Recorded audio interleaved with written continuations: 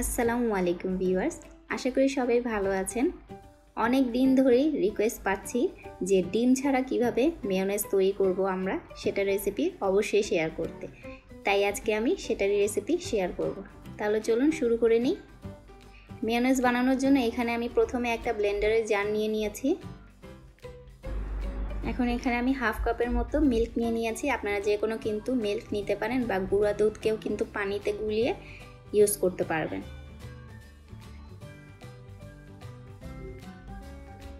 স্বাদ অনুযায়ী আমি দিয়ে দিচ্ছি লবণ এবং আমি 1 টেবিল স্পুনের মতো দিয়ে দিব চিনি। এটা যেহেতু আমার হাফ টেবিল স্পুন তাই আমি দুইবার দিচ্ছি।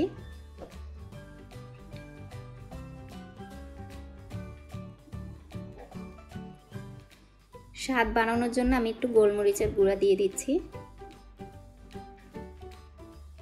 এখন দিব মূল একদম উপকরণ, যেটা হচ্ছে তেল। তেল ছাড়া কিন্তু মেয়োনেজ বানানো একদমই সম্ভব না।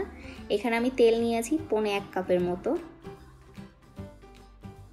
দুধ যেটা নেবেন তার থেকে ডাবল পরিমাণে কিন্তু তেল নিতে হবে। তাও আমার বেশি তেল লাগবে না এখানে। তো তেলটাকে আমি দিয়ে দিলাম।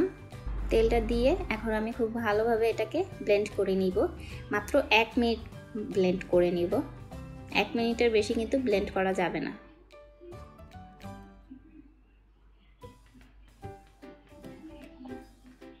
এক মিনিট ব্লেন্ড করার পর দেখুন এটা কিন্তু খুবই পাতলা আছে।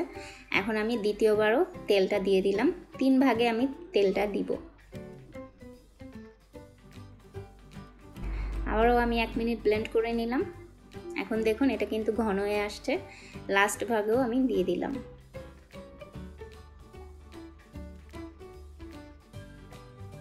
ঠিক আবারও 1 মিনিট ব্লেন্ড করে নিচ্ছি।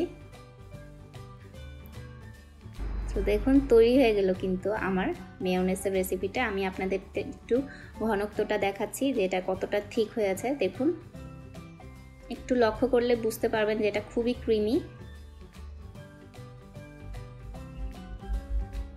এবং খুবই ফ্লাফি হয়েছে কিন্তু। এখন আমি আপনাদেরকে বাটিতে ঢেলে দেখাচ্ছি।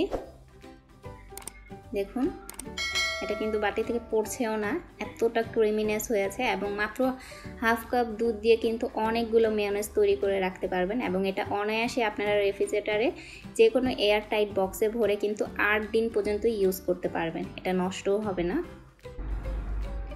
সো কথা বলতে বলতেই কিন্তু শেষ হয়ে গেল আজকের রেসিপিটা। আশা করি খুবই ভালো লাগবে আজকের রেসিপিটা। যারা অনেক রিকোয়েস্ট করেছিলেন আপনাদের রিকোয়েস্টটা আমি রাখলাম। সবাই আমার জন্য দোয়া করবেন এবং ভালো থাকবেন। আসসালামু আলাইকুম।